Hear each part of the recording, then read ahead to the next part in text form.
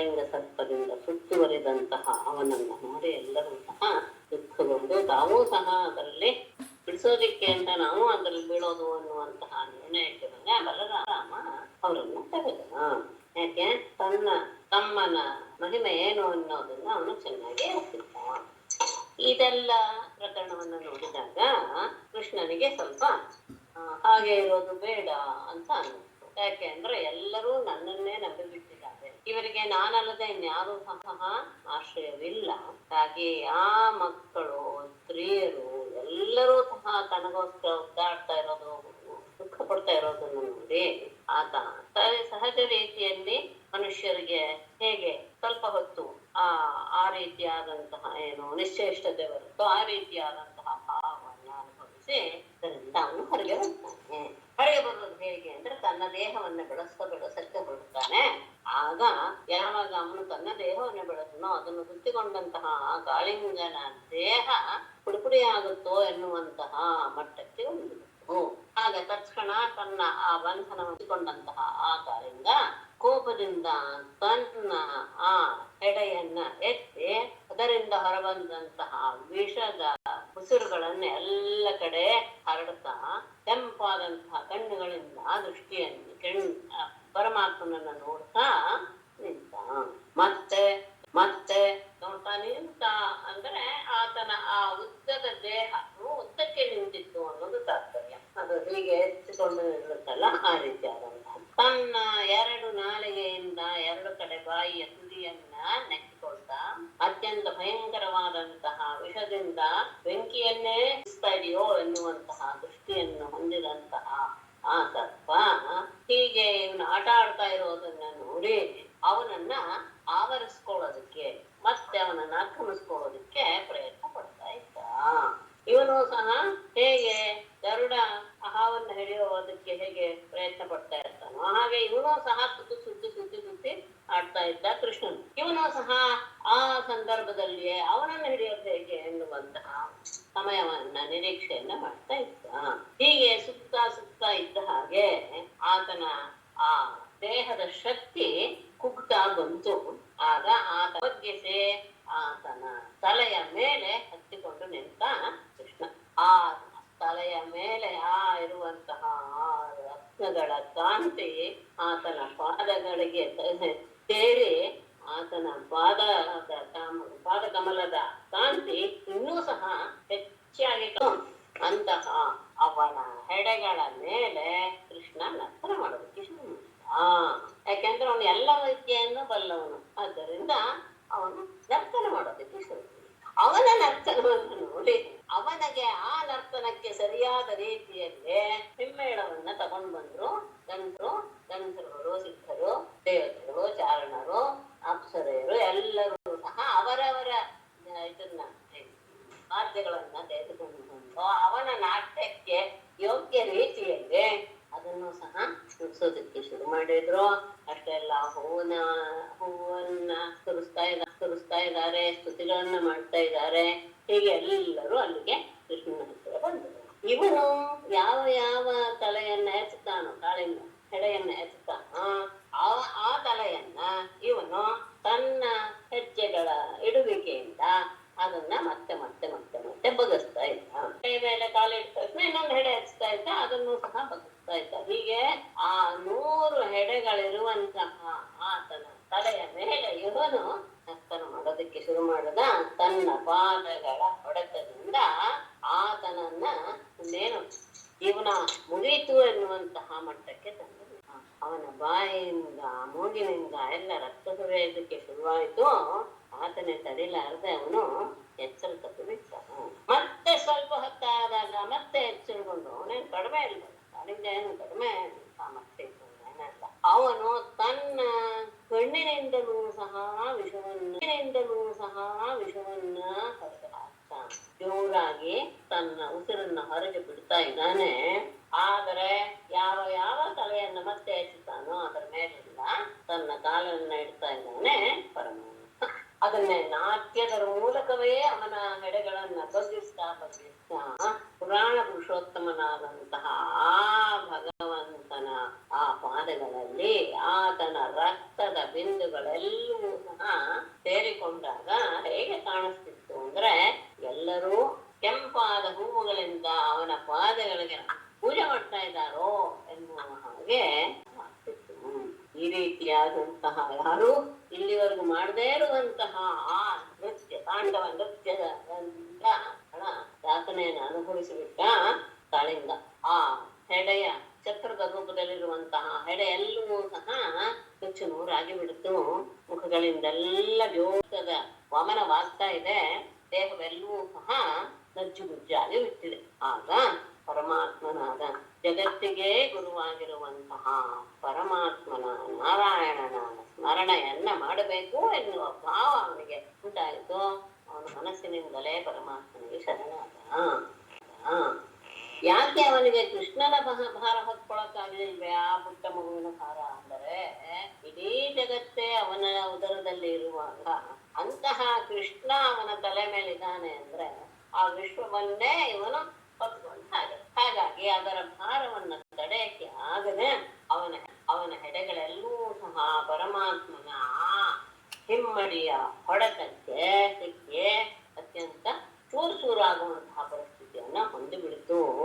ಈ ರೀತಿಯಾದಂತಹ ಕಾಳಿಂಗನ ಅವಸ್ಥೆಯನ್ನು ನೋಡಿದಾಗ ಅವನ ಪತ್ನಿಯರೆಲ್ಲರೂ ಸಹ ಬಹಳ ಹೆದರಿ ಬಿಟ್ರು. ಇನ್ನೇನು ಹೊಟ್ಟೆ ಹೋಗ್ತಾನೆ ತಮ್ಮ ಗಂಡ ಅನ್ನುವಂತಹ ಭಾವದಿಂದ ಎಲ್ಲರೂ ಸಹ ಓಡಿ ಬರ್ತಾರೆ. ಓಡಿ ಬರುವಾಗ ಅವರ ಪರಿಸ್ಥಿತಿ ಹೇಗಿತ್ತು ಅಂದ್ರೆ ಹೇಗಾದ್ರೂ ಮಾಡಿ ತಮ್ಮ ಗಂಡನನ್ನ ಉಳಿಸ್ಕೊಳ್ಬೇಕು ಅನ್ನುವಂಥದ್ದು ಒಂದೇ ಭಾವ ಇದ್ದಿದ್ದರಿಂದ ಮನೆಯಲ್ಲಿರುವಂತಹ ಬಟ್ಟೆ ಬಿಟ್ಟು ಹೋಗ್ತಾ ಇದೆ, ಕೂದಲೆಲ್ಲ ಕೆಟ್ಟು ಹೋಗ್ತಾ ಇದೆ, ಯಾವುದನ್ನೂ ಗಮನಿಸಿದ್ರೆ ಅವರು ಬಹಳವಾಗಿ ಗಾಬರಿಗೊಂಡ್ಬಿಟ್ಟಿದ್ರು. ಅವರು ತಮ್ಮ ಮಕ್ಕಳನ್ನ ಮುಂದೆ ಮಾಡಿಕೊಂಡು ತಮ್ಮ ತಲೆಯನ್ನ ಭೂಮಿಗೆ ಮುಟ್ಟಿಸಿ ಆ ಪರಮಾತ್ಮನಿಗೆ ನಮಸ್ಕಾರ ಮಾಡಿದರು. ಯಾಕೆಂದ್ರೆ ಪರಮಾತ್ಮ ಎಲ್ಲರಿಗೂ ಸಹ ಆಶ್ರಯವನ್ನು ಕೊಡುವಂತಹವನು ಎನ್ನುವಂತಹ ಜ್ಞಾನ ಅವ್ರಿಗೆಲ್ಲರಿಗೂ ಇದ್ದಿದ್ದರಿಂದ ಕೈಯನ್ನು ಮುಗಿದುಕೊಂಡು ತಮ್ಮ ಗಂಡನ ಆ ದುರ್ದಶೆಯಿಂದ ಗಂಡನ ವಿಮುಕ್ತಿ ಆಗಲಿ ಎನ್ನುವಂತಹ ಭಾವವನ್ನು ಹೊಂದಿದ್ದಕ್ಕೆ ಕೃಷ್ಣನಿಗೆ ಎಲ್ಲರೂ ಸಹ ಶರಣಾಗಿ ಅವನನ್ನ ಸ್ತುತಿಸ್ತಾರೆ. ನಾಗಪತ್ನಿಯರ ಮಾತ್ರ ಸ್ತೋತ್ರ ಮಾತ್ರ ಅದ್ಭುತ. ಅಂತಹ ಯೋಗ್ಯತೆ ಅವರಿಗೆ ಇದೆ ಎನ್ನುವುದು ಬಹಳ ಆಶ್ಚರ್ಯ ಮಾಡುವಂಥದ್ದು. ಮುಂದೆ ಗೊತ್ತಾಗುತ್ತೆ. ಅವರೆಲ್ಲ ಒಂದು ಹೇಳ್ತಾರೆ, ನೀನು ಇಂತಹ ದುಷ್ಟನ ವಿಷಯದಲ್ಲಿ ಈ ರೀತಿಯಾಗಿ ಶಿಕ್ಷೆ ಕೊಡ್ತಾ ಇರೋದು ಸರಿಯಾಗಿ ಇದೆ. ಯಾಕೆಂದ್ರೆ ನಿನ್ನ ಅವತಾರ ಆಗಿ ದುಷ್ಟರ ನಾಶಕ್ಕೋಸ್ಕರ. ಮತ್ತೆ ನೀನು ಶತ್ರುಗಳ ಬಗ್ಗೆ ಮಕ್ಕಳ ಬಗ್ಗೆ ಏನು ನಿನಗೆ ಭೇದ ಅನ್ನೋದಿಲ್ಲ. ಅಂದ್ರೆ ಇವ್ರು ನನ್ನ ಶತ್ರು ನನ್ನ ಮಕ್ಕಳು ಎನ್ನುವಂತಹ ಯಾವುದೂ ಇಲ್ಲ. ಅವರು ಮಾಡಿದಂತಹ ಪಾಪಕ್ಕೆ ಪ್ರಾಯಶ್ಚಿತ್ತವಾಗಿ ನೀನು ನಿಗ್ರಹ ಮಾಡ್ತೀಯ. ಆದ್ರೆ ನಿಗ್ರಹವೂ ಸಹ ಏನಾಗತ್ತೆ ಅನುಗ್ರಹ ರೂಪದಲ್ಲಿಯೇ ಇರುತ್ತೆ. ಅದು ಸಹ ನಮಗೆ ಫಲವನ್ನು ಕೊಡುವಂಥದ್ದೇ ಆಗಿರುತ್ತೆ. ಯಾಕೆಂದ್ರೆ ನೀನು ನಮ್ಮ ಮೇಲೆ ನಿಜವಾಗಿಯೂ ಸಹ ಅನುಗ್ರಹವನ್ನೇ ಮಾಡಿದೀಯ. ದುಷ್ಟ ಜನರಿಗೆ ನೀನೇನಾದ್ರೂ ಶಿಕ್ಷೆಯನ್ನು ಕೊಟ್ರೆ ಅದೇನಾಗತ್ತೆ, ಆ ಅವಸ್ಥೆಯಲ್ಲಿರುವಂತಹ ದುಷ್ಟತನ ಹೋಗಿ ಆತ ಪಾಪರಹಿತನಾಗ್ತಾನೆ ತಾನೆ. ಹಾಗಾಗಿ ಅದು ನಿಜವಾಗಿಯೂ ಸಹ ಅದು ಅನುಗ್ರಹವೇ. ಮತ್ತೆ ಈತ ಸರ್ಪದ ದೇಹದಲ್ಲಿ ಇದ್ದಾನೆ ಅಂದ್ರೆ ಅದು ಪಾಪದಿಂದಲೇ ಆಗಿರುವಂಥದ್ದೇ ಹೊರತು ಅದನ್ನೇನು ಪುಣ್ಯದಿಂದ ಬಂದಂತಹ ಶರೀರವಂತೂ ಖಂಡಿತ ಅಲ್ಲ.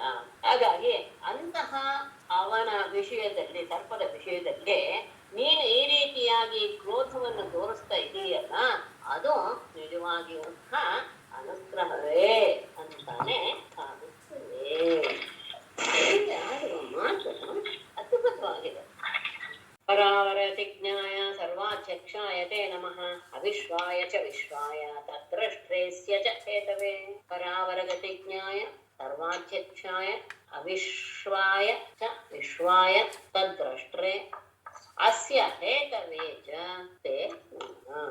ಪರ ಅವರ ಗತಿ ಜ್ಞಾನ.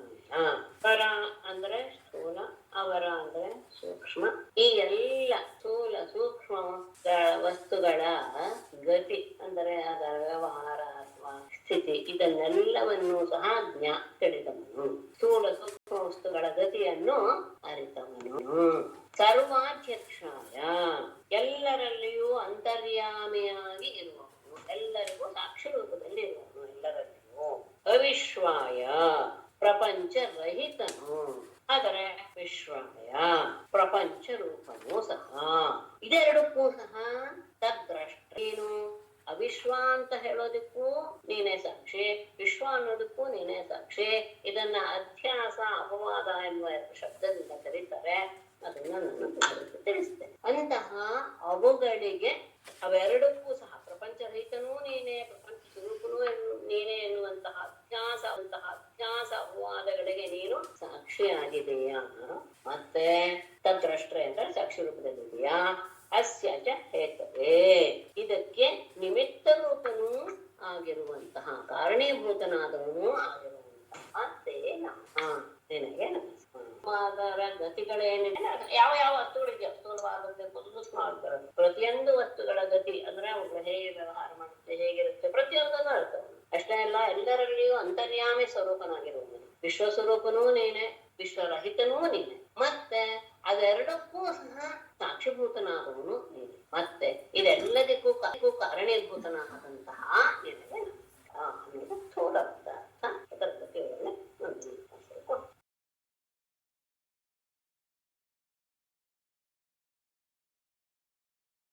ಪರಾವರ ಗತಿಜ್ಞಾಯ ಸರ್ವಾಧ್ಯಕ್ಷಾಯ ತೇ ನಮಃ.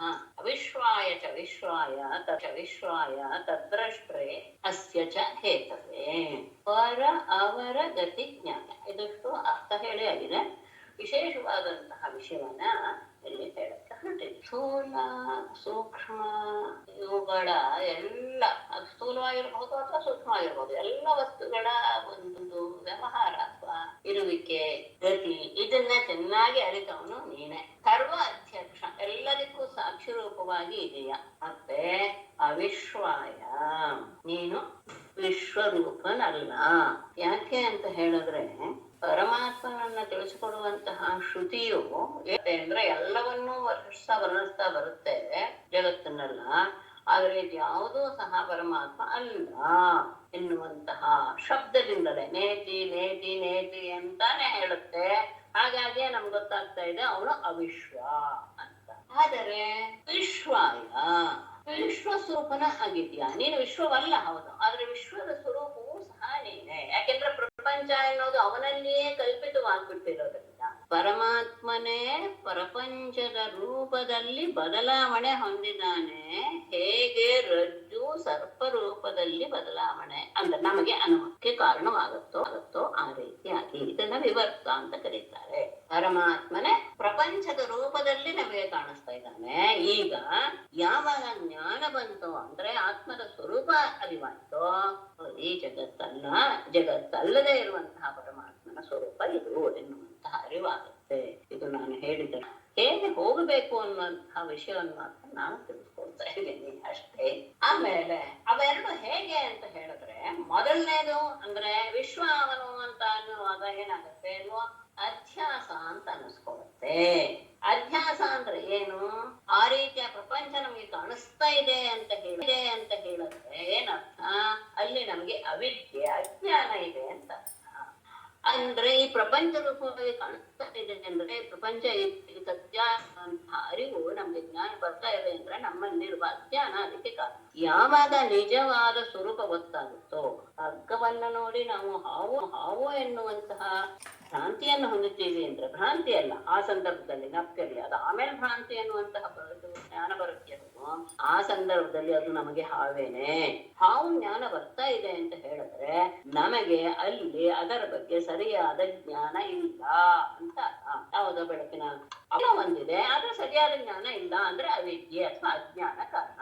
ಯಾವಾಗ ನಾವು ಬೆಳಕು ತಂದು ನೋಡ್ತೀವೋ ಅದು ಹಾವು ಅಲ್ಲ. ಎನ್ನುವಂತಹ ಜ್ಞಾನ ಬರುತ್ತಲ್ಲ, ಅದೇನು ಆವಾಗ ಜ್ಞಾನದಿಂದ ನಮಗೆ ನಿಜವಾದ ವಸ್ತುವಿನ ಪರಿಚಯವಾಯಿತು.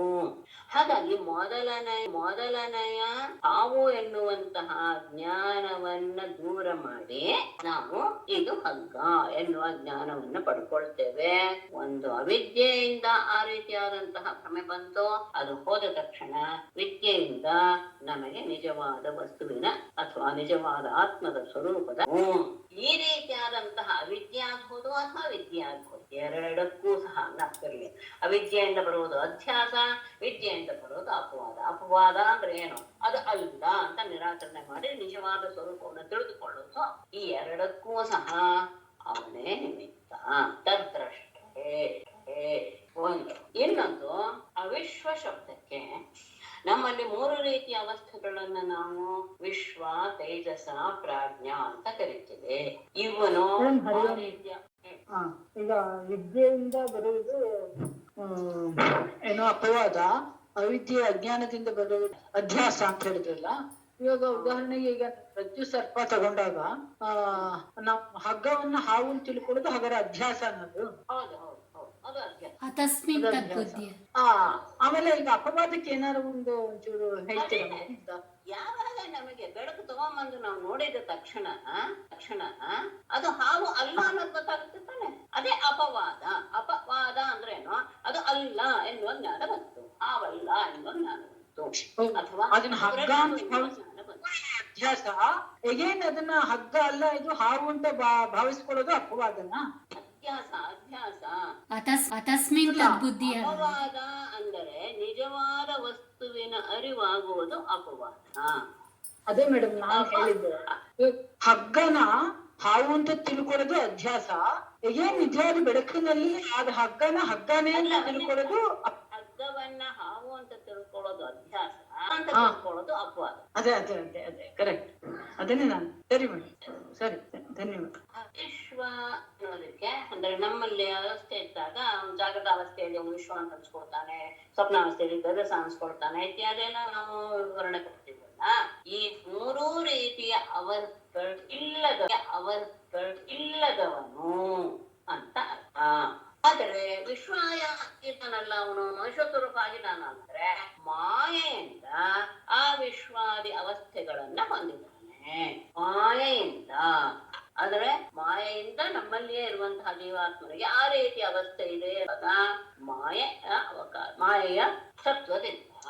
ಹಾಗಾಗಿ ತದ್ರಷ್ಟ್ರೆ ಅಂದ್ರೆ ವಿಶ್ವಾದಿ ಅಂದ್ರೆ ವಿಶ್ವ, ತೇಜಸ, ಪ್ರಾಜ್ಞಾ ಇದೆಯಲ್ಲ, ಈ ಎಲ್ಲ ಅವಸ್ಥೆಗಳ ಭಾವ ಅಭಾವ, ಅದು ಇದೆ ಅಂತ ಅನ್ಕೊಳ್ಳೋದು, ಇಲ್ಲ ಅಂತ ಅನ್ಕೊಳ್ಳೋದು, ಎರಡಕ್ಕೂ ಸಹ ತದ್ರಷ್ಟ್ರೆ ಸಾಕ್ಷಿಭೂತನಾದವನು ಎನ್ನುವ ಇನ್ನೊಂದು ಅರ್ಥವೂ ಸಹ ಇಲ್ಲಿ ಹೇಳಬಹುದು.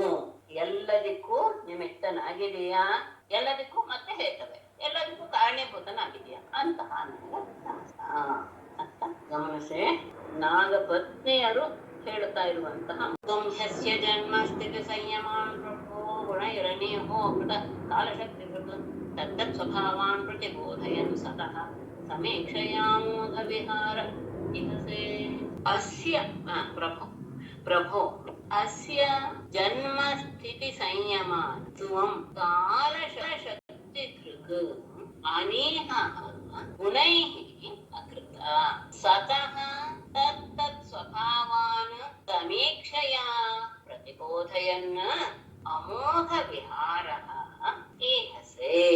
ಈಗ ಶಿಕ್ಷೆ ಕೊಡುವುದು ಎಲ್ಲೂ ಸಹ ಒಪ್ಕೊಂಡ ನಾಗಪತ್ನಿ, ಅಂದರೆ ಆ ಪರಮಾತ್ಮ ಮಾಡಿದ್ದು ಸರಿ ಇದೆ ಅಂತ ಹೇಳಿ, ಆದರೆ ನಿನ್ನ ಅಧೀನದಲ್ಲಿಯೇ ಇರುವಂತಹ ಜೀವಿಗಳ ಅಪರಾಧ ಏನು ಅನ್ನೋದನ್ನ ಆರಂಭ ಮಾಡ್ತಾ ಆತನನ್ನ ಪ್ರಾರ್ಥಿಸ್ತಾ ಇದ್ದಾರೆ.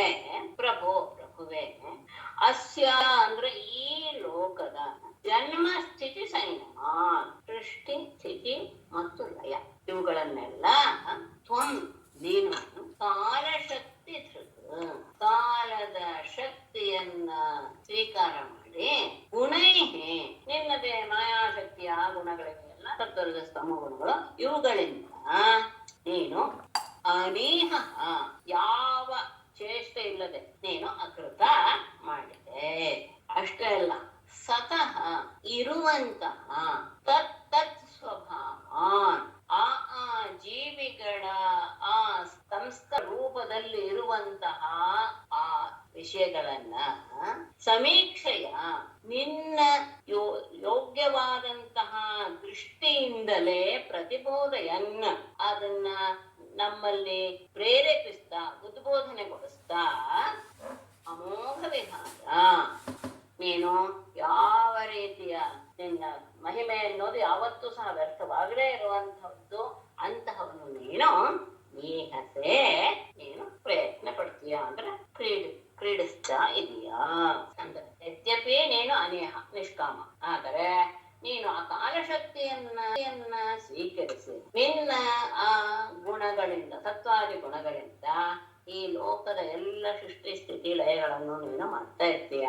ನಿನ್ನ ಮಹಿಮೆ ಅನ್ನೋದು ಅದು ಅತ್ಯಂತ ಏನು ಇದು ವ್ಯರ್ಥವಲ್ಲದೆ ಇರುವಂಥದ್ದು, ಅಮೋಘವಾದದ್ದು. ಅದೇ ಹೇಳೋದು. ಯಾಕೆಂದ್ರೆ ಪ್ರತಿಯೊಂದು ಜೀವಿಗಳಲ್ಲಿಯೂ ಸಹ ಸಂಸ್ಕಾರ ರೂಪವಾಗಿರುವಂತಹ ಆ ಗುಣಗಳ ಸ್ವಭಾವ ಇರುತ್ತದೆ. ಅದು ಶಾಂತ ಸ್ವಭಾವ ಆಗಿರ್ಬೋದು, ಗುಹುರಾಗಿರ್ಬೋದು, ತಾಮಸ ಗುಣವಾಗಿರ್ಬೋದು, ಯಾವುದೇ ಸ್ವಭಾವಗಳನ್ನ ನೀನು ನಿನ್ನ ದೃಷ್ಟಿ ಮಾತ್ರದಿಂದಲೇ ಅದನ್ನ ಉದ್ಬೋಧಗೊಳಿಸಿ ನೀನು ಕ್ರೀಡಿಸ್ತಾ ಇರ್ತೀಯ. ಆದ್ದರಿಂದಲೇ ನಿನಗೆ 3 ರೀತಿಯ ಶರೀರಗಳು ಅಂತ ಹೇಳ್ತಾರೆ. ನೀನು ವಿಹಾರ ಮಾಡೋದಿಕ್ಕೆ ಬೇಕಾದಂತಹ ನಿನ್ನ ಶರೀರ 3 ರೀತಿಯದ್ದು. ತಸ್ಯೈವ ತೇ ಮೂಹುತ್ತನವಸ್ತಿ ಲೋಕ್ಯಾಂ ಶಾಂತ ಅಶಾಂತ ಉತ ಮೂಢಯೋನಯಃ ಶಾಂತ ಪ್ರಿಯಾಸ್ತೆ ಹ್ಯದುನಾವಿತುಂ ಸತಾಂ ಸ್ಥಾತುಶ್ಚ ತೇ ಧರ್ಮ ಪರೀಪ್ಸಯೇ ಹತಃ. ತ್ರಿಲೋಕ್ಯಾಂ ತಸ್ಯ ತೇ ಶಾಂತಾಃ ಅಶಾಂತಾಃ ಉತ ಮೂಢಯೋನಯಃ ಯೇ ಅಮೂಹು ತನವಃ ಹಿ ತೇ ಶಾಂತಾಃ ಪ್ರಿಯಾಃ ಅಧುನಾ ಸತಾಂ ಧರ್ಮ ಪರೀಕ್ಷೆಯಾ ಈಹತಃ ತೇ ಅವಿತುಂ ಸಾಧುಃ ಚ. ತಸ್ಯ ತೇ ನಿನಗೆ ತ್ರಿಲೋಕ್ಯ 3 ಲೋಕಗಳಲ್ಲಿಯೂ ಸಹ ಶಾಂತಾಃ ಅಶಾಂತಾಃ ಉತ ಮೂಢಯೋನಯ ಶಾಂತ ಪ್ರಧಾನವಾದದ್ದು, ಶ್ರಮ ಪ್ರಧಾನವಾದದ್ದು, ರಜೋಗುಣ ಪ್ರಧಾನವಾದದ್ದು ಮತ್ತು ಮೂಢ ಅಂದ್ರೆ ತಾಮಸ ಗುಣ ಪ್ರಧಾನವಾದದ್ದು ಅಂತ ಅಮೋಘತನವ. ಈ 3 ರೀತಿಯ ಜೀವಿಗಳು ಅವುಗಳು ನಿನ್ನದೇ ಶರೀರ. ತೇ ಅಮೋಹು ತನವ.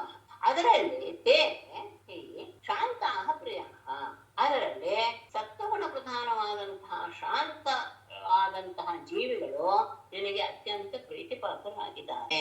ಯಾಕೆಂದ್ರೆ ಅದನ್ನ ಈಗ ಅಂದ್ರೆ ಈ ನಿನ್ನ ಅವತಾರವನ್ನು ಮಾಡಿರುವುದು ಸತಾಂ ಸಜ್ಜನರ ಧರ್ಮ ಪರೀಪ್ಸಯ, ಅವರ ಧರ್ಮದ ರಕ್ಷಣೆಯನ್ನ ಮಾಡುವ ಇಚ್ಛೆಯಿಂದಲೇ ಈಹತಃ ಪ್ರವರ್ತಿಗಳನ್ನ ನೀನು ಪ್ರವರ್ತನೆ ಮಾಡ್ತಾ ಇದೀಯಾ ಅಂತಹ ನಿನಗೆ ಅಷ್ಟೇ ಅಲ್ಲ ಅವರನ್ನ ಅವಿತು ಅವರನ್ನ ರಕ್ಷಣೆ ಮಾಡೋದಕ್ಕೋಸ್ಕರ ಸಾಧು ನೀನು ಇದೀಯ.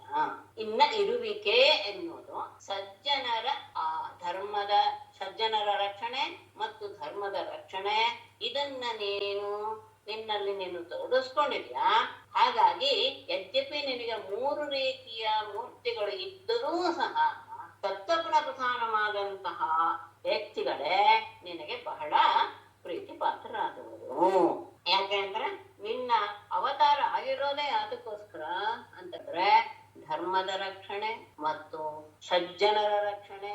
ಇದಕ್ಕೋಸ್ಕರನೇ ನಿನ್ನ ಅವತಾರದ ಕಾರಣವಾದ್ದರಿಂದ ನಿನಗೆ ಇದೇ ಬಹಳ ಪ್ರಧಾನವಾದದ್ದು. ಅಂದ್ರೆ ನಿನಗೆ ಈ ಶಾಂತ ಅಶಾಂತ ಮೂಢ ಯೋನಿಗಳು ಅಂತ ಅನ್ಸಿದೆಯಲ್ಲ, ಅಂದ್ರೆ ಸತ್ವಗುಣ ರಜೋಗುಣ ತಮೋಗುಣ ಈ ಜೀವಿಗಳೆಲ್ಲರೂ ಸಹ ನಿನ್ನದೇ ಶರೀರ, ನಿನಗೆ ಕ್ರೀಡಾ ಸಾಧನ. ಅದರಲ್ಲಿ ಶಾಂತ ಜೀವಿಗಳು ನನಗೆ ಅತ್ಯಂತ ಪ್ರಿಯರಾದವರು. ಯಾಕೆ ಅಂದ್ರೆ ಧರ್ಮ ಪಾಲನೆಯ ಇಚ್ಛೆಯಿಂದ. ಧರ್ಮ ಪಾಲನೆ ಯಾರಿಂದ ಆಗತ್ತೆ? ಸಜ್ಜನರಿಂದ ಆಗತ್ತೆ. ಹಾಗಾಗಿ ಶಾಂತರಾದಂತಹ ಸಜ್ಜನರನ್ನ ಕಾಪಾಡೋದಕ್ಕೋಸ್ಕರವೇ ನೀನು ಚಿತ್ತನಾಗಿದೆಯಾ.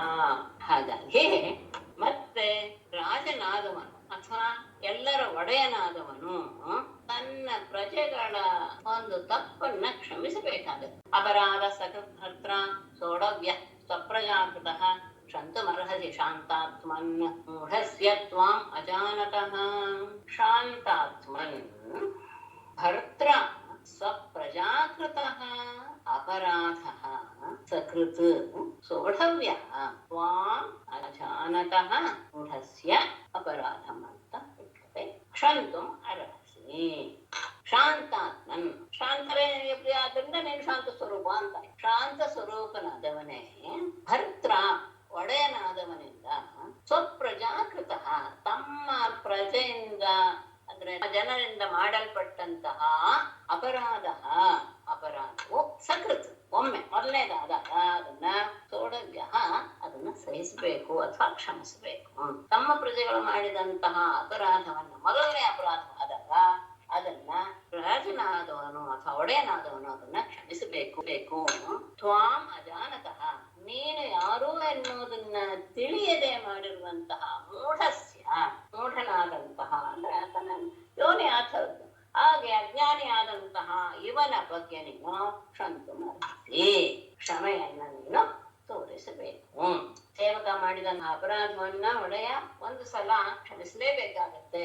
ಇವನು ನಿನ್ನ ಸ್ವರೂಪ ಏನು ಅನ್ನೋದು ಗೊತ್ತಿಲ್ಲ ಮೂಢನಾದಂತಹ ಬಾಯಿಂದ, ಹಾಗಾಗಿ ಅವನು ಮಾಡಿದ ಅಪರಾಧವನ್ನ ನೀನು ಕ್ಷಮಿಸಿಬಿಡು.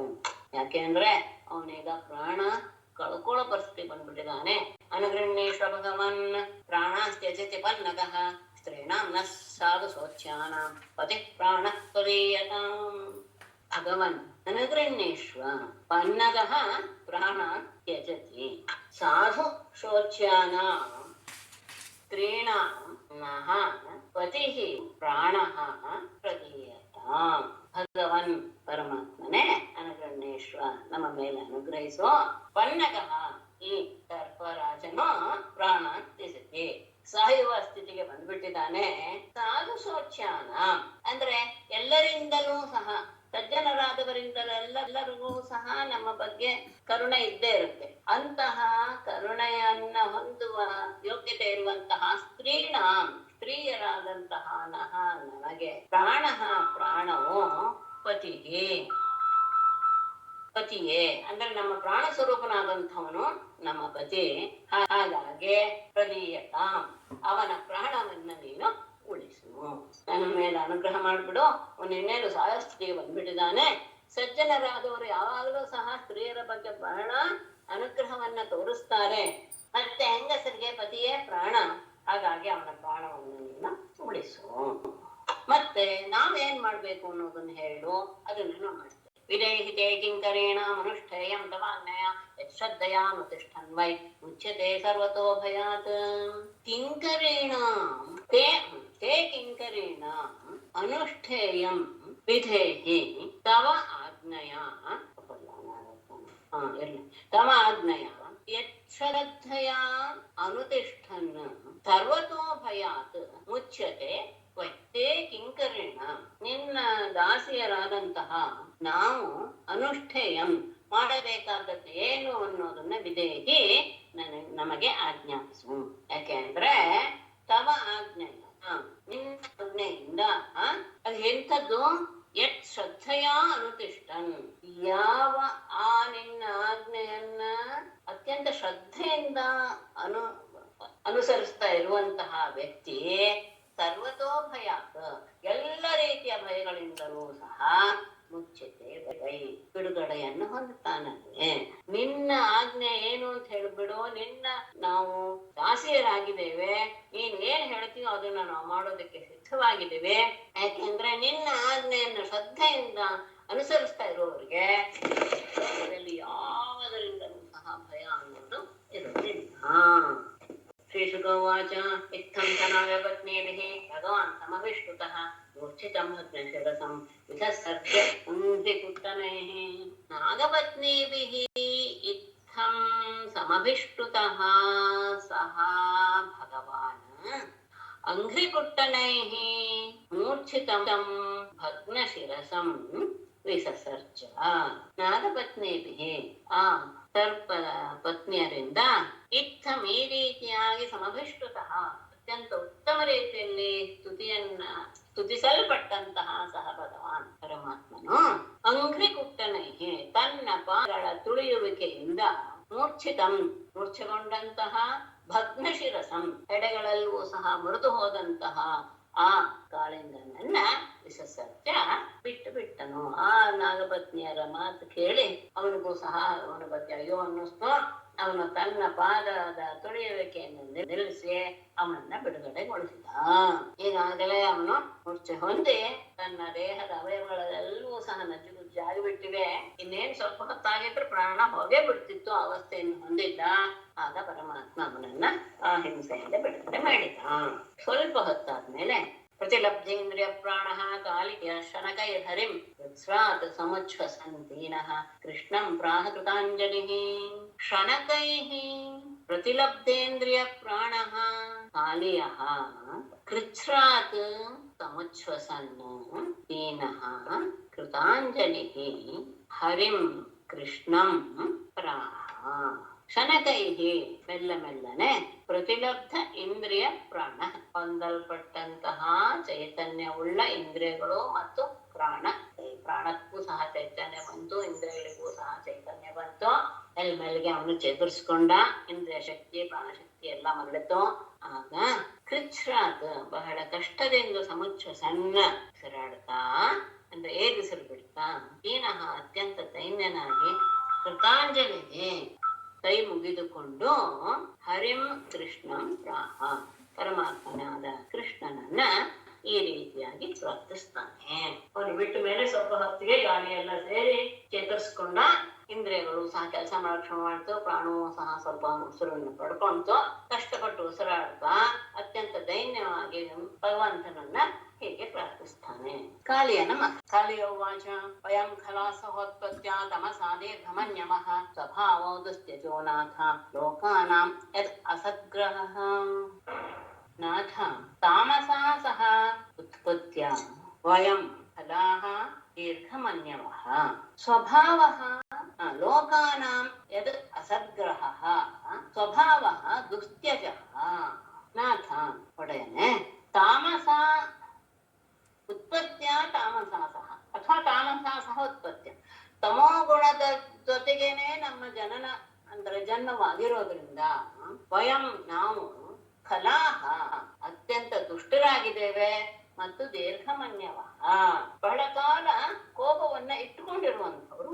ದೀರ್ಘಕಾಲದ ಕೋಪ ಹಾವುಗಳಿಗೆ ಅದಿದೆ. ಬಹಳ ಕಾಲದವನೇನೋ ಹಾವಿನ ದ್ವೇಷ 12 ವರ್ಷ ಅಂತ ಹೇಳ್ತೇವಲ್ಲ, ಹಾಗೆ ಬಹಳ ಕಾಲದವರೆಗೆ ಅವ್ರಿಗೆ ಕೋಪ ಅನ್ನೋದು ಇರುತ್ತೆ. ಯಾಕೆ ಅಂದ್ರೆ ಲೋಕಾನ ಸಹಜವಾಗಿಯೇ ಪ್ರಪಂಚದ ಆ ಜನರಿಗೆ ಎಲ್ ಅಸದ್ಗ್ರಹ ಅಂದ್ರೆ ಯಾವುದು ಸರಿ ಅಲ್ಲವೋ ಅದನ್ನೇ ನಾವು ಸ್ವೀಕರಿಸ್ತಾ ಇರೋದ್ರಿಂದ ಅದರಿಂದ ಸ್ವಭಾವ ದುಸ್ತ್ಯಜ ನಮ್ಮ ಸ್ವಭಾವವನ್ನ ಬಿಡೋದು ಸಾಧ್ಯವಿಲ್ಲ. ಯಾಕೆಂದ್ರೆ ಅಸದ್ಗ್ರಹ ನಮ್ಗೆ ಕೆಟ್ಟದ್ದೇ ಮೊದಲು ನಾವು ತಗೊಂಡ್ಬಿಡ್ತೇವೆ. ಹಾಗೆ ಆದಾಗ ಅದನ್ನ ಬಿಡೋದು ಅಷ್ಟು ಸುಲಭವಲ್ಲ. ಹಾಗಾಗಿ ನಾವು ಹುಟ್ಟಿದಾಗಲಿಂದಲೇ ದುಷ್ಟರು ಆಗಿದ್ದೀವಿ. ತಮೋಗುಣದವರು ತಮೋಗುಣದಲ್ಲೇ ಹುಟ್ಟಿರೋದ್ರಿಂದ ದುಷ್ಟರೇ ಹೌದು, ಮತ್ತೆ ದೀರ್ಘಕೋಪಿಗಳು ಮತ್ತೆ ಅಜ್ಞಾನದಿಂದ ಬರುವಂತಹ ಈ ಕೆಟ್ಟ ಸ್ವಭಾವವನ್ನ ಬಿಡೋದು ಜನರಿಗೆ ಸಾಧ್ಯವಿಲ್ಲ, ಜೀವಿಗಳಿಗೆ ಸಾಧ್ಯವಿಲ್ಲ. ತ್ವಯಾ ಸೃಷ್ಟಮಿದಂ ವಿಶ್ವಂ ಧಾತರ್ಗುಣ ವಿಸರ್ಜನಂ ನಾನಾ ಸ್ವಭಾವ ವೀರ್ಯೌಜೋ ಯೋನಿ ಬೀಜಾಶಯಾಕೃತಿ. ಧಾತಃ ತ್ವಯಾ ಇದಂ ವಿಶ್ವಂ ಗುಣ ವಿಸರ್ಜನಂ ವಿಶ್ವಂ ಸೃಷ್ಟಂ. ಯಾವ ರೀತಿದ್ದು? ನಾನಾ ಸ್ವಭಾವ ವೀರ್ಯ ಓಜಃ ಯೋನಿ ಬೀಜ ಆಶಯ.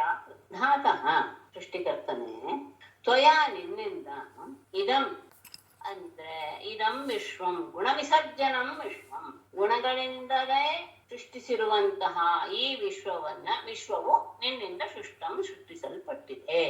ಅಂದ್ರೆ ಸತ್ವ ರಜಸ್ತಮೋ ಗುಣಗಳಿಂದ ನೀನೇ ಸೃಷ್ಟಿಸಿರುವಂತದ್ದು ಈ ವಿಶ್ವ. ಸತ್ವಾದಿ ಗುಣಗಳಿಂದ ಸಮ್ಮಿಶ್ರವಾದಂತಹ ವಿಶ್ವ ನಿನ್ನಿಂದ ನಿರ್ಮಿಸಲ್ಪಟ್ಟಿದೆ. ಇಲ್ಲಿ ಇರುವಂತಹವ್ರು ಹೇಗೆ? ನಾನಾ ಸ್ವಭಾವ, ಅನೇಕ ರೀತಿಯ ಸ್ವಭಾವ. ವೀರ್ಯ ಅಂದ್ರೆ ಶಕ್ತಿ, ಓಜಸ್ಸು ಅಂದ್ರೆ ಯಶಸ್ಸು, ಯೋನಿ ಅಂದ್ರೆ ಆ ಜನ್ಮ, ಮತ್ತು ಬೀಜ ಅದಕ್ಕೆ ಕಾರಣ, ಮತ್ತು ಆಶಯ ಅಂದ್ರೆ ಚಿತ್ತ ಮತ್ತು ಆಕೃತಿ, ಆಕಾರ ಹೀಗಿದೆ. ಅಂದರೆ ಸತ್ವರಜಸ್ತಮೋ ಗುಣಗಳಿಂದ ಕೂಡಿರುವಂತಹ ಈ ವಿಶ್ವವನ್ನ ನೀನು ಸೃಷ್ಟಿಸಿದೀಯ. ಇಲ್ಲಿರುವಂತಹ ಜೀವಿಗಳು ಅನೇಕ ರೀತಿಯ ಸ್ವಭಾವವುಳ್ಳವಳು. ನಾನಾ ಅನ್ನೋದು ಎಲ್ಲದಕ್ಕೂ ಅನೇಕ ರೀತಿಯ ಶಕ್ತಿ ಉಳ್ಳವುಗಳು, ಅನೇಕ ರೀತಿಯ ತೇಜಸ್ಸು, ಅನೇಕ ರೀತಿಯ ಜನ್ಮಗಳು, ಕಾರಣ, ಆಮೇಲೆ ಚಿತ್ತ ಅಥವಾ ಅಂತಃಕರಣ, ಆಕಾರ, ಇದೆಲ್ಲವೂ ಸಹ ನಾನಾ ರೀತಿಯಾಗಿದೆ. ಅಂದ್ರೆ ಆ ಗುಣಗಳ ಏರಿಳಿತ. ಸತ್ವಗುಣದ ಆಧಿಕ್ಯ ಇದ್ದಾಗ ಉತ್ತಮ ಯೋನಿ, ರಜಗುಣದ ಇದ್ದಾಗ ಮಧ್ಯಮ ಯೋನಿ, ತಮ ಗುಣದ ಆಧಿಕ್ಯ ಇದ್ದಾಗ ನೀಚ ಯೋನಿ. ಹೀಗೆ ಅವುಗಳು ಮತ್ತೆ ಹೆಚ್ಚು ಕಡಿಮೆ ಆಗ್ತಾನೆ ಇರುತ್ತೆ. 3 ಗುಣಗಳು ಎಲ್ಲರಲ್ಲಿಯೂ ಇರುತ್ತೆ. ಅದರ ಏರಿಳಿತದಿಂದ ಅನೇಕ ರೀತಿಯ ಸ್ವಭಾವ, ಶಕ್ತಿ ಇತ್ಯಾದಿ ಎಲ್ಲವನ್ನು ಹೊಂದಿರುವಂಥದ್ದು ಈ ಪ್ರಪಂಚ.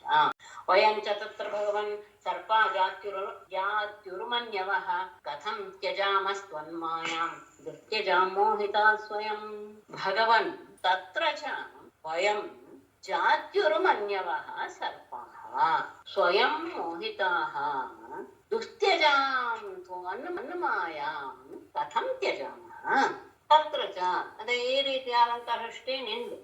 ಈ ಸೃಷ್ಟಿಯಲ್ಲಿಯೂ ಸಹ ವಯಂ ನಾವಿದೀವಲ್ಲ, ಜಾತ್ಯುರ್ಮನ್ಯವಃ ನಮ್ಮ ಹುಟ್ಟಿನಿಂದಲೇ ನಾವು ಅತ್ಯಂತ ಕೋಪಿಷ್ಠರಾದಂತಹ ಸರ್ಪ ಜಾತಿಗಳು ಹುಟ್ಟಿದ್ದೇವೆ. ಸ್ವಯಂ ಮೋಹಿತಾಃ ನಾವು ಈ ಮಾಯೆಯಿಂದ ನಾವೇ ಮೋಹಗೊಂಡಿರುವಂತಹವರು. ಮತ್ತೆ ದುಸ್ತ್ಯಜಾಂ ತ್ವನ್ಮಾಯಾಂ, ದುಸ್ತ್ಯಜ ಅದನ್ನು ಬಿಡಕ್ ಸಾಧ್ಯ ಇಲ್ಲದೆ ಇರುವಂತಹದ್ದು ಬೇರೆ ನಿನ್ನ ಆ ಮಾಯೆ. ಆ ಮಾಯೆಯನ್ನ ಕಥಂ ತ್ಯಜಾಮಃ, ಹೇಗೆ ತಾನೇ ಮೀರಿ ಹೋಗೋದಕ್ಕೆ ಸಾಧ್ಯ? ಸೃಷ್ಟಿಯಲ್ಲಿಯೇ ನಮ್ಮ ಜಾತಿ ಸತ್ವ ಜಾತಿ ಅನ್ನೋದು ಅತ್ಯಂತ ಕೋಪಿಷ್ಠವಾದಂತಹ. ನಿನ್ನ ಮಾಯೆಯಿಂದ ನಾವೆಲ್ಲ ಮೋಹಗೊಂಡು ಬಿಟ್ಟಿದ್ದೀವಿ. ಅಂದ್ರೆ ನಾವು ಏನ್ ಮಾಡ್ತಾ ಇದೀವಿ ಅನ್ನುವಂಥ ಅರಿವು ನಮಗೆ ಇಲ್ಲವೇ ಇಲ್ಲ. ಮತ್ತೆ ನಿನ್ನ ಮಾಯೆಯನ್ನು ದಾಟುವುದಂತೂ ಬಹಳ ಕಷ್ಟ. ಹಾಗಿರುವಾಗ ಅದನ್ನ ಬಿಡೋದಕ್ಕೆ ಹೇಗೆ ತಾನೇ ಸಾಧ್ಯ? ಅಂದ್ರೆ ನಾವು ನಮ್ಮ ಸ್ವಭಾವದ ಪ್ರಕಾರ ನಾವು ನಮ್ಮ ವ್ಯವಹಾರವನ್ನು ತೋರಿಸ್ತಾನೆ ಇರ್ತೀವಿ. ಹಾಗಾಗಿ ಈಗ ನಾನು ಇಷ್ಟು ಮಾಡಿಬಿಟ್ಟಿದ್ದೇನೆ, ಇದನ್ನ ನೀನು ಹೇಗಾದ್ರೂ ಸಹ ನನ್ನನ್ನ ಅನುಗ್ರಹಿಸ್ತೀಯೋ ನಿಗ್ರಹಿಸ್ತೀಯೋ ಅದು ನಿನಗೆ ಬಿಟ್ಟು. ಭವಾನ್ ಹಿ ಕಾರಣಂ ತತ್ರ ಸರ್ವಜ್ಞೋ ಜಗದೀಶ್ವರಃ ಅನುಗ್ರಹಂ ನಿಗ್ರಹಂ ವಾ ಮನ್ಯಸೇ ತದ್ವಿದೇಹಿನಃ. ತತ್ರ ಭವಾನ್ ಹಿ ಸರ್ವಜ್ಞಃ ಜಗದೀಶ್ವರಃ ಕಾರಣಂ ತತ್ ನಃ ಅನುಗ್ರಹಂ ವಾ ನಿಗ್ರಹಂ ಮನ್ಯಸೇ ವಿಧೇಹಿ ಅಥವಾ ತದ್ವಿಧೇಹಿ. ತತ್ರ ಈ ವಿಷಯದಲ್ಲಿ ಭವಾನ್ ನೀನೇ ಸರ್ವಜ್ಞ ಎಲ್ಲವನ್ನೂ ಅರಿತಿರುವವನು, ಜಗದೀಶ್ವರ ಎಲ್ಲ ಜಗತ್ತಿಗೂ ಸಹ ನೀನೇ ಒಡೆಯ. ಮತ್ತೆ ಕಾರಣ ನೀನೇ ಎಲ್ಲದಕ್ಕೂ ಸಹ ಕಾರಣ. ಯಾಕೆ ನಾವು ಈ ರೀತಿಯಾಗಿ ಎಲ್ಲ ಹುಟ್ಟೋದಕ್ಕೆ ನಮ್ಮ ಕರ್ಮ ಕಾರಣ ಹೌದು, ಆದ್ರೆ ಅದು ಆಗುವಂತಹ ಮಾಡಿದ್ದು ನೀನು. ಹಾಗಾಗಿ ನಮ್ಮ ವಿಷಯದಲ್ಲಿ ಅಥವಾ ನನ್ನ ವಿಷಯದಲ್ಲಿ ಅನುಗ್ರಹಂ ನಿಗ್ರಹಂ ಬಹುವಚನ ಇದೆ, ನಮ್ಮ ವಿಷಯದಲ್ಲಿ ಇಟ್ಕೊಳ್ಳಿ. ನಮ್ಮ ಬಗ್ಗೆ ಅನುಗ್ರಹ ಮಾಡೋದಾಗ್ಲಿ ಅಥವಾ ನಮ್ಮನ್ನ ದಂಡಿಸೋದನ್ನಾಗ್ಲಿ ಯಾವುದು ನಿನಗೆ ಉಚಿತ ಅನ್ನಸೆ ತಿಳಿತೀಯೋ ಹಾಗೆ ವಿದೇಹಿ ನೀನು ಮಾಡಬಹುದು. ಯಾಕೆ ಅಂದ್ರೆ ನಿನ್ನ ಮಾಯೆಯನ್ನು ದಾಟೋದಕ್ಕೋಸ್ಕರ ನಾವು ಪ್ರಯತ್ನ ಪಟ್ರೆ ಅದಕ್ಕೆ ನೀನೇ ಕಾರಣ.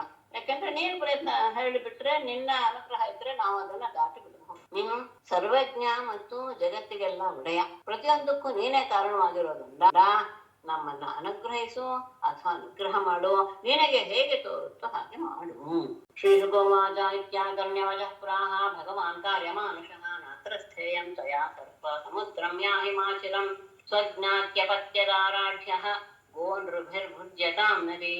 ಭಗವಾನ್ ಇತಿ ವಚಃ ಆಕರ್ಣ್ಯ ಭಗವಾನ್ ಕಾರ್ಯಮಾನುಷಃ ಭಗವಾನ್ ಪ್ರಾಹ ತವ ತ್ವಯಾ ಅತ್ರ ನ ಸ್ಥೇಯಂ ಸಮುದ್ರಂ ಯಾಹಿ ಮಾ ಚಿರಂ ನ ಸ್ಥೇಯಂ ಸ್ವಜ್ಞಾತ್ಯಪತ್ಯದಾರಾಢ್ಯಃ ಸಮುದ್ರಂ ಯಾಹಿ ಮಾ ಚಿರಂ ನದಿ ಗೋನೃಭಿಃ ಭುಜ್ಯತಾಂ.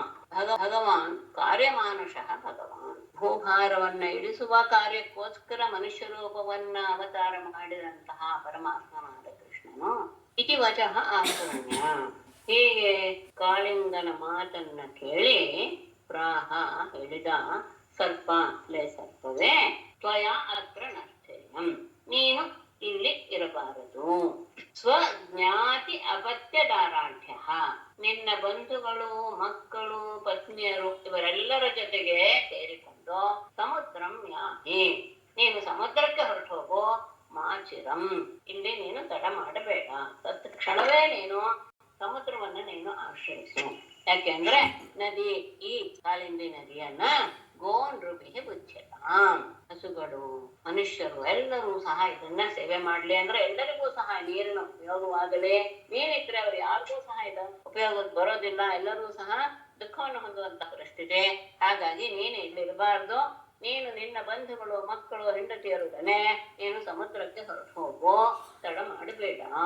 ಇಲ್ಲಿರುವಂತಹ ಈ ನದಿಯ ನೀರನ್ನ ಇಲ್ಲಿರುವ ಹಸುಗಳು, ಮನುಷ್ಯರು ಎಲ್ಲರೂ ಸಹ ಸಂತೋಷವಾಗಿ ಸೇವೆ ಮಾಡುವ ಹಾಗೆ ಆಗಲಿ.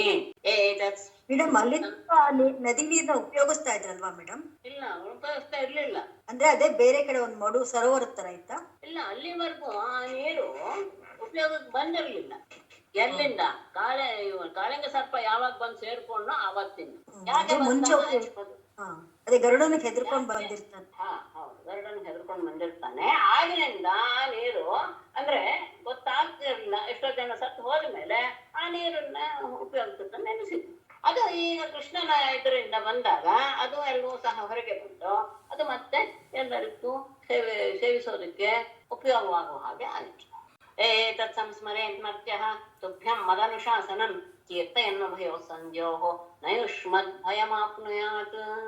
ಯಃ ಮರ್ತ್ಯಃ ತುಭ್ಯಂ ಮದನುಶಾಸನಂ ಏತತ್ ಉಭಯೋಃ ಸಂಧ್ಯೋಃ ಕೀರ್ತಯನ್ ಸಂಸ್ಮರೇತ್ ಯುಷ್ಮದ್ ಭಯಂ ನ ಆಪ್ನುಯಾತ್. ಯಃ ಮರ್ತ್ಯಃ, ಯಾವ ಮನುಷ್ಯನು, ತುಭ್ಯಂ ನಿನಗೆ, ಮದನುಶಾಸನಂ ನಾನು ಕೊಟ್ಟಂತಹ ಈ ಆಜ್ಞೆಯನ್ನ, ಉಭಯೋಃ ಸಂಧ್ಯೋಃ ಎರಡು ಸಂಧಿಗಾಲದಲ್ಲಿ ಕೀರ್ತಿಯನ್ನ ಅದನ್ನ ಹೇಳ್ತಾ ಸಂಸ್ಮರೇತ್ ಸ್ಮರಿಸ್ತಾನೋ ಆತನಿಗೆ ಯುಷ್ಮದ್ ಭಯಂ ನಿಮ್ಮ ಸರ್ಪಗಳಿಂದ ಭಯ ಎನ್ನುವುದು ನ ಆಪ್ನುಯಾತ್ ಬರದೇ ಇರಲಿ. ಈ ರೀತಿಯಾಗಿ ನಾನು ನಿನಗೆ ವಿಧಿಸಿದ ಆಜ್ಞೆ ಅಂದ್ರೆ ನೀನು ಈಗ ಎಲ್ಲರ ಜೊತೆ ನೀನು ಇಲ್ಲಿಗೆ ಹೊರಟು ಹೋಗ್ಬೇಕು ಸಮುದ್ರಕ್ಕೆ, ತಡ ಮಾಡಬೇಡ, ಇದನ್ನ ಉಳಿದವರು ಸೇವಿಸಲಿ ನೀರನ್ನ ಅಂತ ಹೇಳಿದಂತಹ ಈ ಆಜ್ಞೆಯನ್ನ ಯಾವ ಮನುಷ್ಯ ಎರಡೂ ಸಂಧ್ಯಾ ಕಾಲದಲ್ಲಿಯೂ ಹೇಳ್ತಾ ಸ್ಮರಣೆ ಮಾಡ್ತಾ ಇರ್ತಾನೋ ಆತನಿಗೆ ಈ ಸರ್ಪ ಜಾತಿಯವರಿಂದ ಯಾವ ಭಯವೂ ಸಹ ಇರುವುದಿಲ್ಲ. ಯೋಸ್ಮಿನ್ ಸ್ನಾತ್ವಾ ಮದಾ ಕ್ರೀಡೆ ದೇವಾದೇಸ್ತರ್ಪಯೇ ಜಲೈಃ ಉಪೋಷ್ಯ ಮಾಂ ಸ್ಮರನ್ ಅರ್ಚೇತ್ ಸರ್ವ ಪಾಪೈಃ ಪ್ರಮುಚ್ಯತೆ.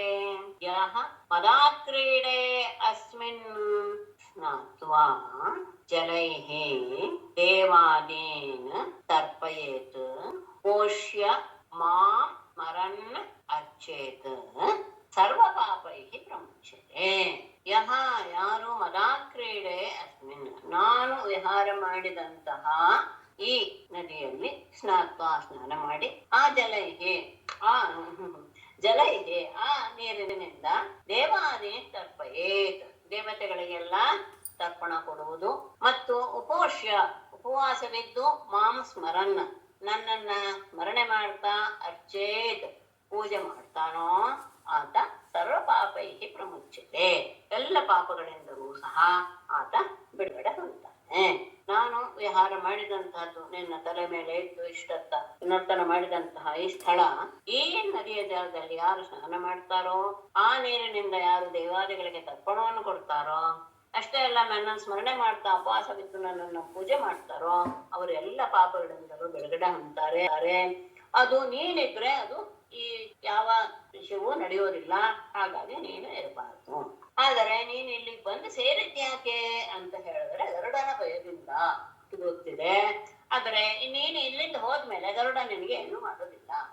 ದ್ವೀಪಂ ರಮಣಕಂ ಹಿತ್ವಾ ಫಲಮೇತಂ ಉಪಾಶ್ರಿತಃ ಯದ್ಭಯಾ ಸುಪರ್ಣಸ್ತ್ವಾಂ ಸುಪರ್ಣಸ್ತ್ವಾಂ ಧ್ಯಾನ್ಮತ್ಪಾದಲಾಂಛಿತಂ ಯದ್ಭಯಾತ್ ರಮಣಕಂ ದ್ವೀಪಂ ಹಿತ್ವಾ ಏತಂ ಹೃದಂ ಉಪಾಶ್ರಿತಃ ಸಹ ಸುಪರ್ಣಃ ತ್ವಾಂ ಸಹ ಸುಪರ್ಣಃ ಮತ್ಪಾದ ಲಾಂಛಿತಂ ತ್ವಾಂ ನ ಅದ್ಯಾತ್ ಯತ್ ಭಯಾತ್ ಯಾವ ಗರುಡನ ಭಯದಿಂದ ರಮಣಕಂ ದ್ವೀಪಂ ಹಿತ್ವಾ ರಮಣಕವೆಂಬ ದ್ವೀಪವನ್ನ ಬಿಟ್ಟು ಏಕಂ ಸದಂ ಉಪಾಸಿತಃ ಈ ಮಡುವಿಗೆ ಬಂದು ನೀನು ಆಶ್ರಯವನ್ನು ಹೊಂದಿದ್ಯೋ ಗರ್ಭದಿಂದ ಸಹ ಸುಪರ್ಣಃ ಆ ಗರುಡನು ಮತ್ತು ಪಾದ ಲಾಂಛಿತಂ ತ್ವಾಂ ನನ್ನ ಪಾದದ ಗುರುತು ಇದೆ ಈಗ ನಿನ್ನ ತಲೆ ಮೇಲೆ. ಹಾಗಾಗಿ ಅಂತಹ ಗುರುತಿರುವಂತಹ ತ್ವಾಂ ನಿನ್ನನ್ನು ನ ಅದ್ಯಾತ್ ಅವನು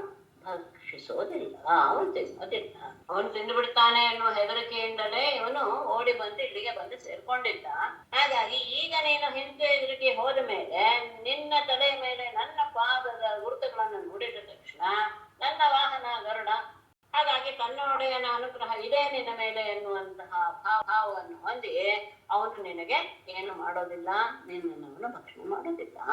ಶ್ರೀ ಶುಭವಾಚ ಏವ ಮುಕ್ತೋ ಭಗವತ ಕೃಷ್ಣೇನ ಅದ್ಭುತ ಕರ್ಮಣ ಸಂಪೂಜಯಾಮಾಸ ಮುದಾ ನಾಗಪತ್ನ್ಯಶ್ಚ ಸಾದರಂ. ಏವಂ ಭಗವತ ಅದ್ಭುತ ಕರ್ಮಣ ಕೃಷ್ಣೇನ ಮುಕ್ತಃ ಮುದಾ ತಂ ಸಾದರಂ ಪೂಜಯಾಮಾಸ ನಾಗಪತ್ನ್ಯಃ ಚ ಪೂಜಯಾಮಾಸುಹು ಅಂತ ತಗೊಳ್ಬೇಕಾಗುತ್ತೆ. ಭಗವತ ಪರಮಾತ್ಮನಾದ ಅದ್ಭುತ ಕರ್ಮಣ ಅತ್ಯಂತ ಅದ್ಭುತವಾದ ಕೆಲಸವನ್ನು ಮಾಡಿದಂತಹ ಕೃಷ್ಣನಿಂದ ಏವ ಮುಕ್ತ ಹೀಗೆ ಹೇಳಲ್ಪಟ್ಟಂತಹ ಕಾಳಿಯನು ಮುದಾ ಸಂತೋಷದಿಂದ ಸಾದರಂ ಬಹಳ ಆದರದಿಂದ ತಂ ಮುದಾ ಸಂತೋಷದಿಂದ ಸಾದರಂ ತಂ ಪೂಜೆಯಾಮಾಸ ಆದರ ಪೂರ್ವಕವಾಗಿ ಅವನನ್ನ ಪೂಜೆ ಮಾಡಿದ. ನಾಗಪತ್ನ್ಯ ಆ ನಾಗನ ಪತ್ನಿಯರು ಸಹ ಬಹಳ ಸಂತೋಷದಿಂದ ಆತನನ್ನ ಪೂಜಿಸಿದ್ರು. ಅವರು ಮಾಡದೇ ಇರುವಂತಹ ಅದ್ಭುತವಾದ ಕೆಲಸವನ್ನು ಮಾಡಿದಂತಹ ಪರಮಾತ್ಮ ಹೀಗೆ ಆತನಿಗೆ ಎಲ್ಲ ವಿಷಯವನ್ನು ತಿಳಿಸಿದ ಮೇಲೆ ಅವನಿಗೆ ಬಹಳ ಆನಂದವಾಯಿತು. ಸಂತೋಷದಿಂದ ಪರಮಾತ್ಮನನ್ನ ಭಕ್ತಿಯಿಂದ ಪೂಜೆ ಮಾಡಿದ. ಆತನ ಪತ್ನಿಯರು ಸಹ ಆತನನ್ನ ಪೂಜಿಸಿದರು. ದಿವ್ಯಾಂಬರ ಸಂಮಣಿಭಿಃ ಪರಾರ್ಥೈರವಿಭೂಷಣೈಃ ದಿವ್ಯಗಂಧಾನುಲೇಪೈಶ್ಚ ಮಹತ್ಯೋತ್ಪಲಮಾಲಯಾಂ. ದಿವ್ಯಾಂಬರ ಸ್ರಂಮಣಿಭಿಃ ಪರಾರ್ಥೈಃ ಭೂಷಣೈಃ ಅಪಿ ದಿವ್ಯಗಂಧಾನುಲೇಪೈಃ ಚ ಮಹತ್ಯಾ ಉತ್ಪಲಮಾಲಯಾ. ಮುಂದೆ ಪೂಜೆ ಇತ್ತು ಅಂತ ಅಲ್ಲಿಗನ್ವಯ ಇದೆ. ದಿವ್ಯ ಅಂಬರ ಸ್ರಂಮಣಿಭಿಃ ನಾಗನ ಲೋಕದಲ್ಲಿ ಅತ್ಯಂತ ಉತ್ತಮೋತ್ತಮವಾದಂತಹ ಹೂವಿನ ಮಣಿಗಳ ಮಾಲೆ, ಹೂವಿನ ಮಾಲೆ ಮತ್ತು ಬಟ್ಟೆ ಎಲ್ಲವೂ ಇರುತ್ತೆ. ಹಾಗಾಗಿ ದಿವ್ಯವಾದಂತಹ ವಸ್ತ್ರ, ಹಾರ, ರತ್ನಗಳಿಂದ ಪರಾರ್ಥೈಹಿ ಅತ್ಯಂತ ಅಮೂಲ್ಯವಾದಂತಹ ಭೂಷಣೈಹಿ ಅಪಿ ಅಲಂಕಾರ ವಸ್ತುಗಳಿಂದಲೂ ಭೂಷಣಗಳಿಂದಲೂ ದಿವ್ಯ ಗಂಧ ಅನುಲೇಪೈಶ್ಚ ದಿವ್ಯವಾದಂತಹ ದೇವತೆಗಳು ಉಪಯೋಗಿಸುವಂತಹ ಗಂಧ, ಚಂದನ ಇವುಗಳ ಲೇಪನಗಳಿಂದಲೂ ಮತ್ತು ಮಹತ್ಯ ಉತ್ತಮಲ ಮಾಲೆಯ ಅತ್ಯಂತ ಉತ್ತಮವಾದಂತಹ ಕಮಲದ ಮಾಲೆಯಿಂದ ಪೂಜಯಿತ್ವಾ ಜಗನ್ನಾಥಂ ಪ್ರಸಾದ್ಯ ಗರುಡಧ್ವಜಂ ತತಃ ಪ್ರೀತೋಭ್ಯನುಜ್ಞಾತಃ ಪರಿಕ್ರಮ್ಯ ಅಭಿವಂದ್ಯ. ಜಗನ್ನಾಥಂ ಪೂಜಯಿತ್ವಾ ಗರುಡಧ್ವಜಂ ಪ್ರಸಾದ್ಯ ಪರಿಕ್ರಮ್ಯ ತಂ ಅಭಿವಂದ್ಯ ಪ್ರೀತಃ ಅಭ್ಯನುಜ್ಞಾತಃ ತತಃ ಜಗಮ ಅಂತ ಮತ್ತೆ ಜಗನ್ನಾಥಂ ಪೂಜಯಿತ್ವಾ ಹೀಗೆ ಜಗತ್ತಿಗೆ ಒಡೆಯನಾದಂತಹ ಪರಮಾತ್ಮನನ್ನ ಪೂಜೆ ಮಾಡಿ ಗರುಡ ಧ್ವಜಂ ಪ್ರಸಾದ್ಯ ಅದು ಬಹಳ ಮುಖ್ಯ.